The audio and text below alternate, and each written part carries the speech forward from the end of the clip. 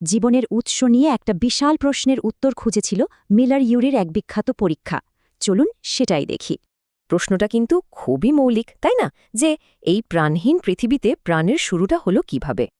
তো ১৯৫৩ সালে Stanley Miller আর Harold Yuri ঠিক করলেন এই ধারণাটা ল্যাবেই পরীক্ষা করে দেখবেন।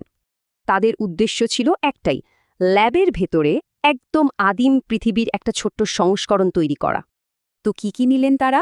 জলীয় বাষ্প আর তার সাথে কিছু গ্যাস, যা আদিম পৃথিবীতে ছিল বলে ধারণা করা হয়। মিথেন, অ্যামোনিয়া আর হাইড্রোজেন, এই গ্যাসগুলো 2:1:2 অনুপাতে মেশানো হয়েছিল, ঠিক যেন সেই সময়ের বায়ুমণ্ডল। শুধু গ্যাস থাকলেই তো হবে না, শক্তিও লাগবে। তাই দেওয়া হলো ইলেকট্রিক স্পার্ক, ঠিক যেন তখনকার বজ্রপাত। এরপর অপেক্ষার পালা। পুরো ১ সপ্তাহ ধরে এই পরীক্ষাটা চলতে থাকে। আর ধীরে ধীরে একটা অদ্ভুত ব্যাপার ঘটতে শুরু করল। যন্ত্রের ভেতরের জলটা বদলাতে শুরু করে। পরিষ্কার জলটা কেমন যেন ঘোলাটে আর লালচে হয়ে গেল। স্পষ্ট বোঝা যাচ্ছিল নতুন কিছু একটা তৈরি হচ্ছে। ৭ দিন পর যখন ওই লালচে জলটা বিশ্লেষণ করা হলো, ফলাফলটা ছিল অবাক করার মতো। অবিশ্বাস্য হলেও সত্যি।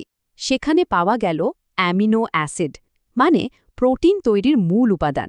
এক কথায় প্রাণের অন্যতম মূল ভিত্তি, যা ছাড়া জীবন্ত কোষ তৈরি হতে পারে না।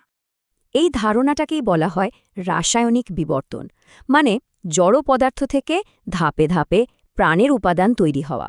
মূল কথাটা হলো, আদিম পৃথিবীর মতো পরিবেশে প্রাণের মূল উপাদানগুলো নিজে থেকেই তৈরি হতে পারে। তো প্রাণের উপাদান তো পাওয়া গেল, কিন্তু এই উপাদানগুলো একসাথে জুড়ে গিয়ে প্রথম প্রাণটা তৈরি হলো কিভাবে?